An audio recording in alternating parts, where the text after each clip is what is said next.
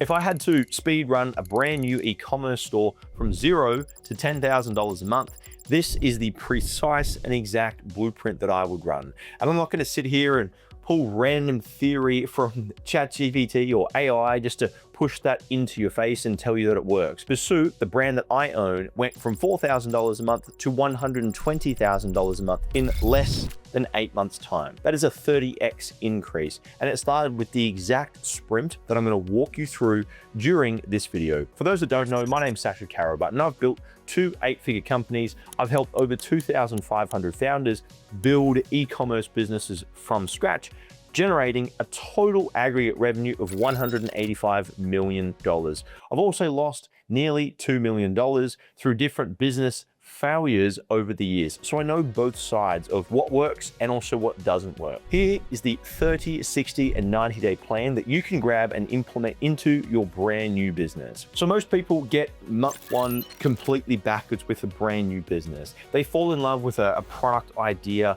Maybe they go through and start ordering samples, maybe build a store, run some ads, and then hope that the market cares about what they've made.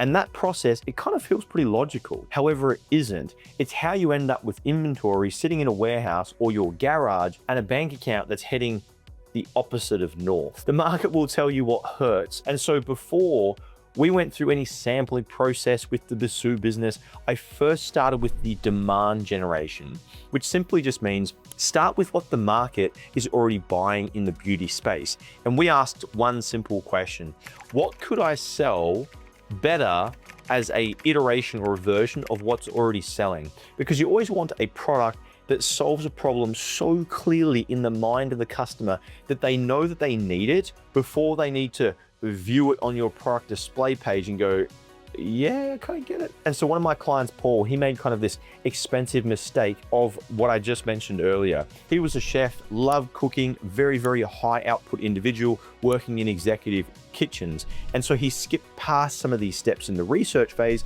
and went through and started selling knives. The market didn't really care about knives, right?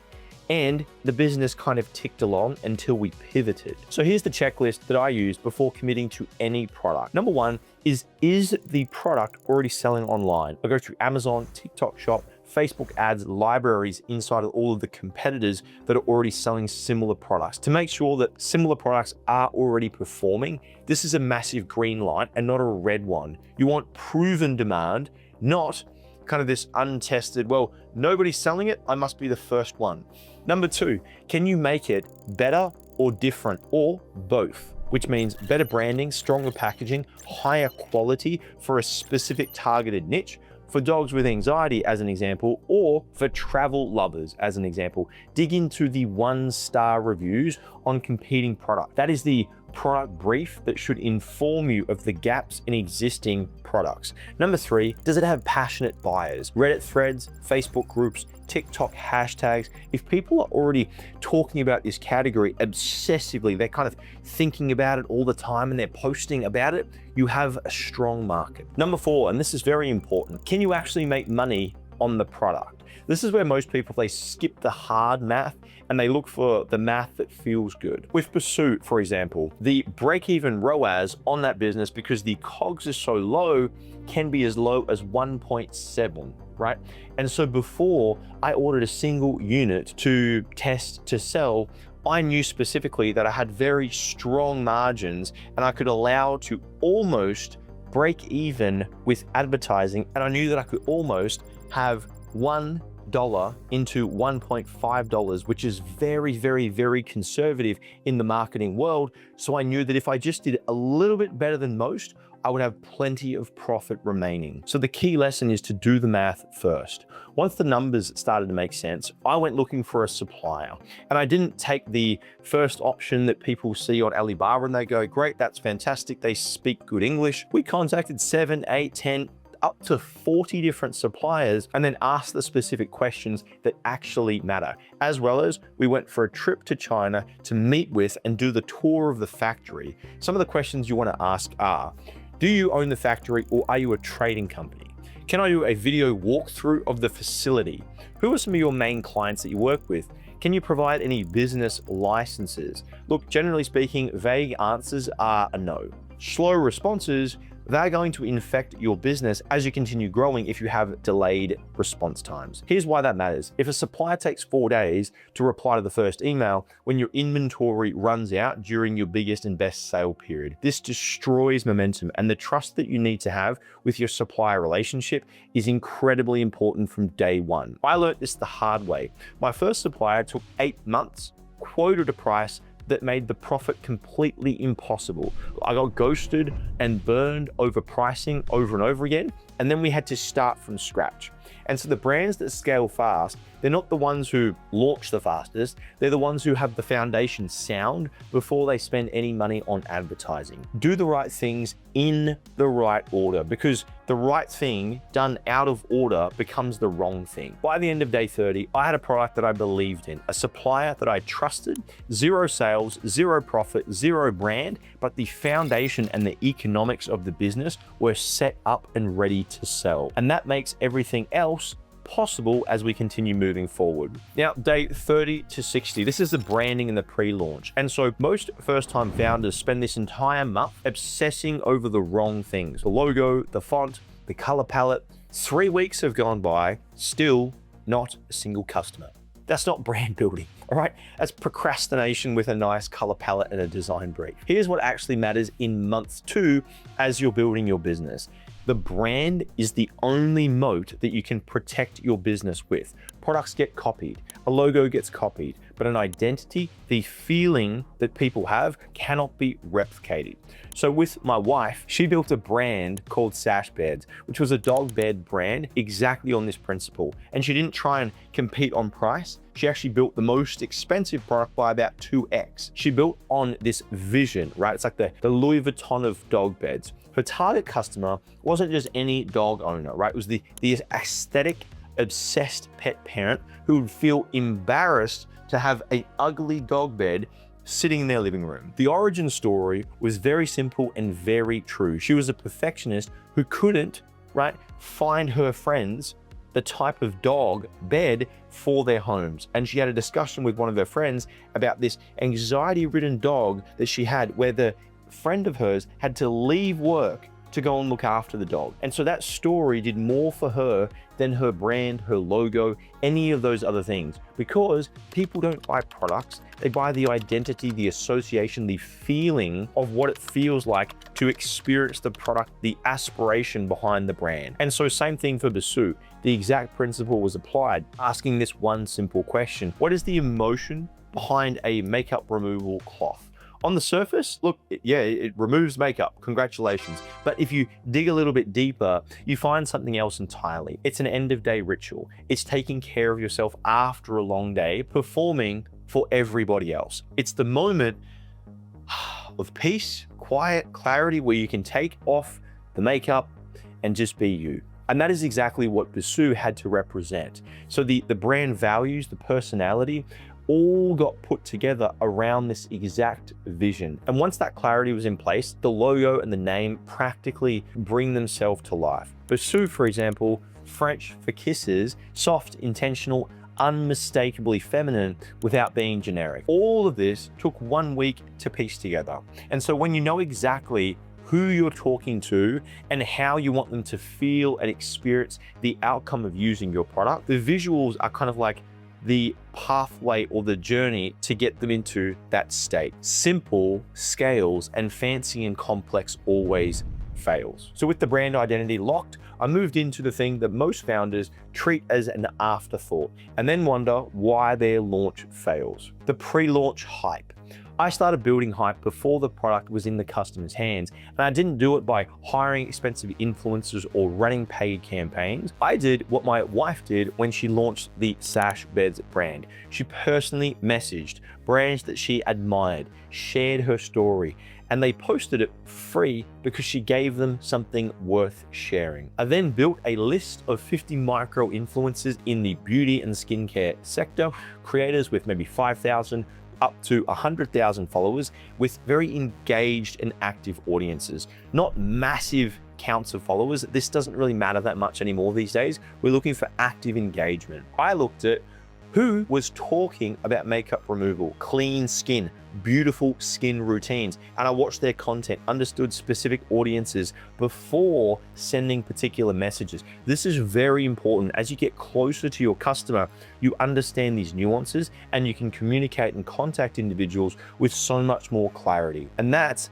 the part most people skip. They blast out these generic DMs to a whole bunch of people. No one even pays attention because it's clearly something that's been ripped off ChatGPT and just goes straight into spam, right? You get the responses when you speak in the specific language that resonates exactly with the mind of your ideal customer. And so by the end of day 60, here's exactly where Basu stood. A fully defined brand identity, 50 micro influencers, contact, sample sent to the most promising individuals within that small micro influencer circle. Early organic content going live on social media pages, and then a product page in progress built around the emotional positioning that we'd spent time building through this entire month to piece all of that together for the experience we want people to have when they take their makeup off. No pre-orders, still no profit. My wife was in exactly the same position with Sash beds at this stage. Responses from brands, interest from the market, but no sales yet. And then she followed a simple week by week plan. 10 weeks after launching, she had sold out of all 500 units. That plan is exactly what month 3 looks like. And so the goal of month 3 is not profit. I'll say that again, it's not profit, despite what every single founder optimizes for. When is the money gonna get in here? It's visibility. You can't diagnose and solve for what you can't see, and you can't fix what you can't measure as far as data goes. And so the entire point of this last 30-day period is to get the traffic moving, get the data coming in, and find out exactly where the business is leaking, where the gaps are, and where the strengths are before you start to pour more money into it via advertising. The whole theory is you don't want to tip a lot more water in an already leaky bucket. So here's the week by week breakdown of exactly what to do in that vital launch month. Day 1, send a launch email to every person on the list that we had built during the pre-launch. It wasn't a big list, maybe 500 to 700 people, but these were individuals that knew the brand story and they'd been watching the brand build. They'd been on the lists and audiences of some of those micro influencers that have been posting and sharing about the brand. And so it began to create a story worth paying attention to. The email, super simple, right? Story of Basu, why it existed and why it was different, with a link to pre-order. Days 2 and 3 shifted more into social proof, behind the scenes content, right? Going through the sampling process, connecting with the suppliers, creating the product, using the product, testing and iterations of the product on the skin, the outcomes of using the product, the reaction of that first initial sale that was generated from our first customers. This was viral type content that brings the first few customers along the journey and makes them feel like they're part of something in real time. They want to be part of it. Now, days 4 and 5 leaned a little bit more into differentiation, right? With respect to the email marketing and the messaging. This is side-by-side competitor comparisons, how we are different to and better than other competitors in the market. Here's what most makeup removal products do. Here's what we do differently, and why that matters for your skin and your routine, which is the most important part. When you've done the market research properly in month 1, this content, it's much easier to write because you know exactly what the product does and